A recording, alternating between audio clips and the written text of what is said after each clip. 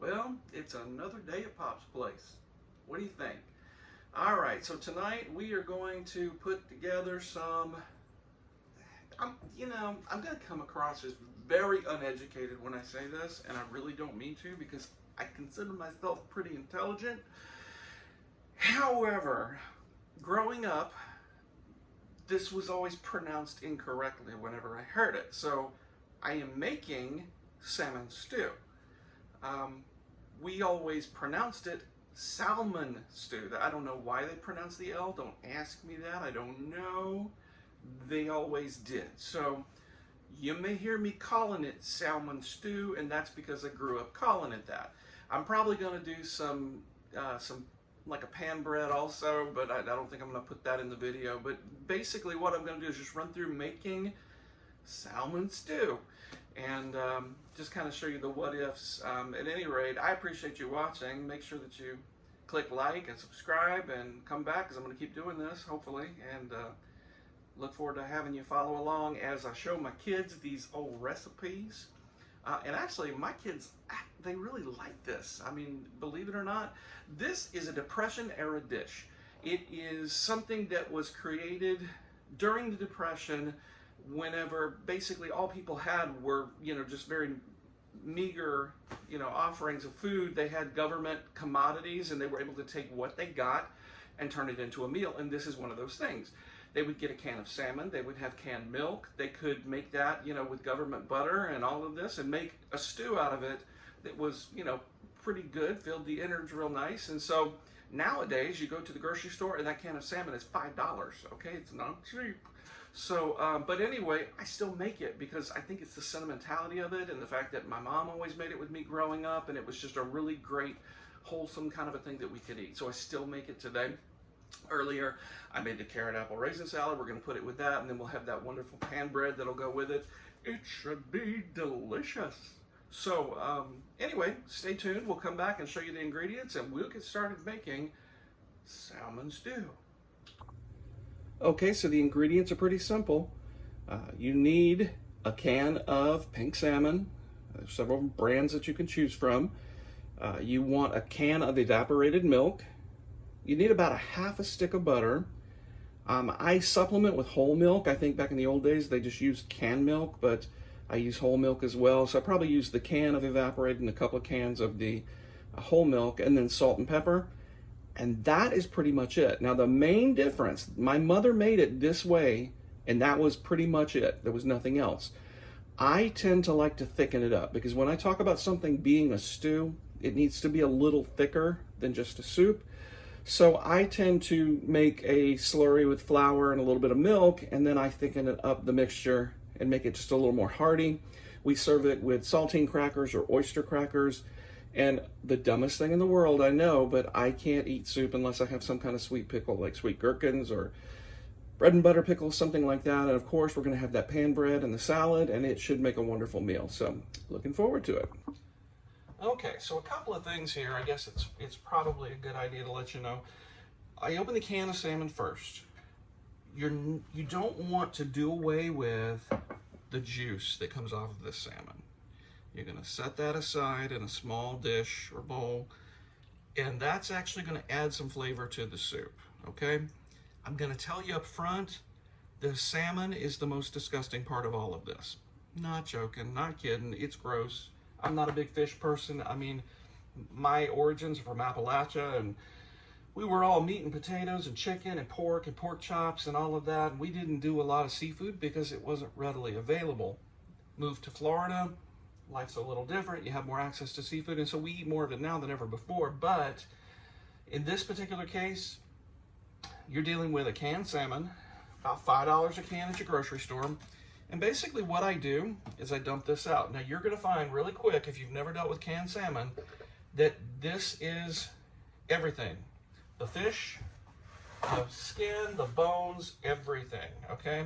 And so what I do, I remove skin and bones, just personal preference. Some people, leave it in there and they're good with that. But like I will go in and I will begin that process of just taking the skin off, and I'll lay that aside. Now this stuff, believe it or not, when you make salmon patties, and I do that too, maybe I'll make that on some video at some point, but when you make salmon patties, like a lot of the bones, I just crumble them up in the salmon patties because you never know it. But like with this, you tend to find the bones, even though they're pretty easy and digestible. You know, they don't choke you or anything. When you think bones, it's not like that. So what I tend to do is just set aside the grody part, you know. You can tell I'm an 80s child. All right, we'll go to this one. Go ahead and get that skin and gookie off of there. It's kind of gross. I don't even see a spine in this one. That's unusual. Usually catch a spine. Trying to get the big chunks of bone out for sure. Now there we go. Look at there, look at there. There's the spine. Disgusting. Now, I know some people just like wrote me off right now because they're like, I don't want to smell like fish. That's disgusting. Who wants to? Okay, you think so. It's not that bad. If you don't mind a fishy smell, you're okay. But there's a secret. You can get rid of that fishy smell by just washing your hands with a little vinegar afterwards. It takes the fish smell right off your hands. So I tend to take that skin, and all I want is just that nice, delicious salmon meat right there. And I'll show you what we do there. That was a little too much meat to get rid of, but I'll just leave it because I don't want to deal with it. Kind of gross, you know. I don't know how I'm going to stop this video whenever it's time to do it, because I definitely don't want to stand here picking fish for 3 hours with you, and my hands are covered in gook, so how am I going to press stop? Boy, we plan ahead, don't we? And my daughter's out walking the dog, so we'll figure it out. I got a paper towel there. So anyway, I tend to, you know, just get this down to big chunks of meat, get rid of the gook. We'll do that, gets rid of some of those bones, and that's pretty much the preparatory work. Now, this other stuff over there, literally that skin and the bones, I'll give that to my dog because it won't choke him. The bones literally crumble as you touch them, and it's good eating. So, oh yay, here she is. My daughter is back. Maybe she can help me. Okay. Well, maybe she won't. I don't know. She's giving me the look, you know? That look like, what the hell do you want? Okay, so I'm going to wipe my hands. I'm going to pause this for just a minute, and then we're going to come back together, and I'll show you how we construct the basics of the soup. All right, so now we're at the stove. I have opened the can of evaporated milk, and so we'll add it to the pot. You definitely always want to shake that before you open it because you're liable to have, you know, some settling that happens with the evaporated milk. To that, I'm going to add 2 cans of whole milk just to begin with, and I will probably add more because I really want the, you know, the yum of this soup to do its thing. I'm going to set my burner on like a medium probably, just to begin the process of warming this up, because what you want to do ultimately is to steam this milk. That's, you know, the beginning of that soup. So over here to the side, I've got my butter. I'll go ahead and put a half a stick of butter. Not too bad. Not too bad, is it? Doesn't look bad at all. Good times. Okay. There you go. I don't know if you need to get closer to that or not. And then I'm going to add this salmon juice, which I know seems gross, but that's part of what's going to add that flavor. And then we'll get a little closer here. I don't want to get too close because you won't be able to see the pot, but we'll try it. There we go. Maybe, maybe not. Okay. So what I'm going to do is begin adding this chunk meat, and I don't want to break it up too much. I want, you know, big enough chunks of meat that people feel like they're getting what they're supposed to. That was a few bones there. I'll take those out. That looks like a lot of skin. Maybe we'll skip that one till the end. Just do some of that chunk meat. I definitely don't want to pulverize it because that's kind of gross. But we'll add this. There's somebody out there right now going, this is the most disgusting thing I have ever watched in my natural life. Oh, and that was a spine. Ugh, can't eat that. Well, you can, but you gotta be pretty pretty adventurous. I don't want them bones in my soup, you know what I mean? All right, so I'll do that, add that. Looks nice. Cook that down. Make sure we're just putting meat in there, and the cookies we will throw aside. I've had people ask me before, can you make it with fresh salmon? No. And don't even try. You don't want to damage yourself that way. I mean, could you make a soup with fresh salmon? I'm sure, but it's not going to be this authentic Depression era recipe. It's not going to taste the same. It's not going to be the same. So no, I've never tried it. I'm not going to do that. I'm sure there's people who have. Don't hit me with that foolishness. All right. I'm just going to get a paper towel here. Now, for practical purposes, I think probably what I'm going to do is I'm going to add some salt here. And I'm going to probably do about 2 teaspoons of salt. And then black pepper. I will do about, I would say maybe a ½ teaspoon of black pepper. Not too bad. Yes, I wiped my hands before I went in my pepper jar.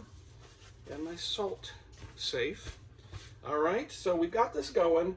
The butter's going to melt and it's going to begin to heat up. And when we come back, we'll look at how I do the slurry to thicken it up and make the soup a little more like a stew. So we'll get back with you.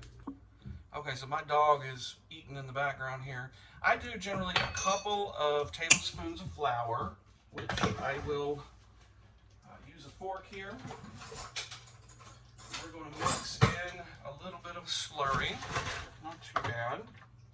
Don't go crazy with it. I mean, basically the idea, it doesn't make a huge pot of soup here. This is enough to feed a family of 4, you know, pretty easily, and we always have some left over.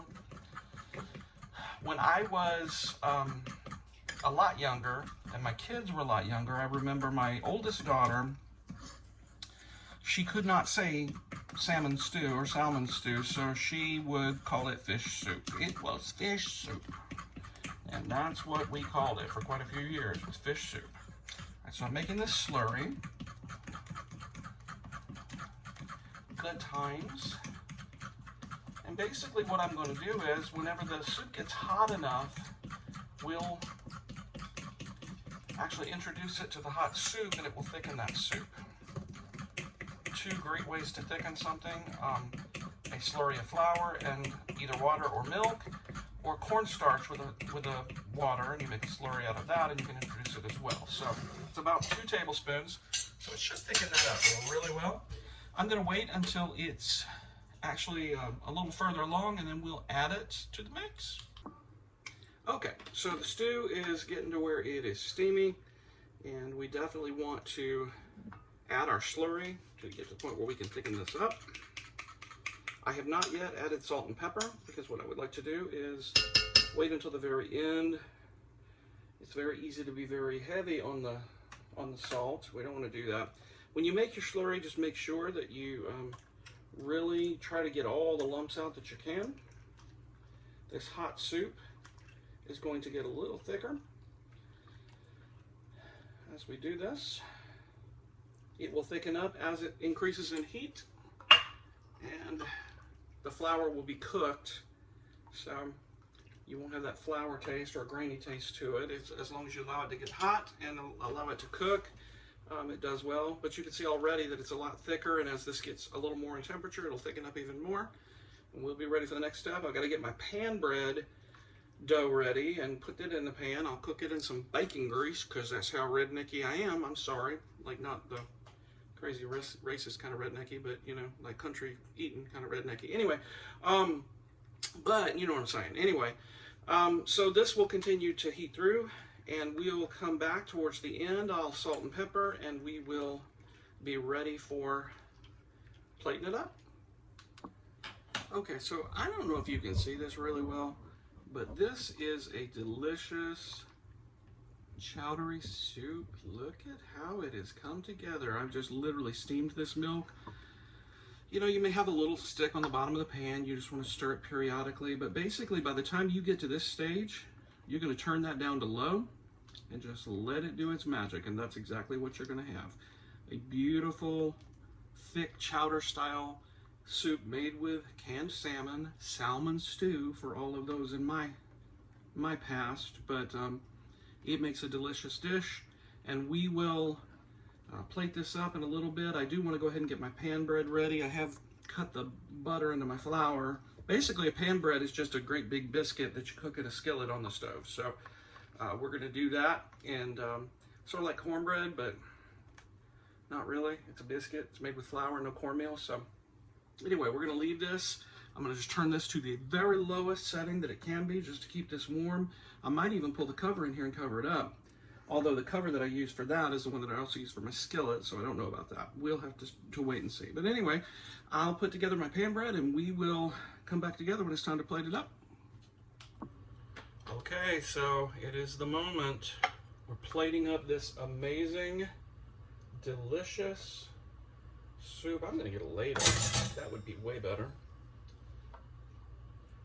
Depression era salmon stew for those who are old timers. Amazing, delicious, piping hot, thick and yummy. And then right over here, I have perfect skillet bread. Delightful, so good. I have the carrot apple raisin salad that I made a bit ago, and it is perfectly marinated. I've got my sweet pickles there.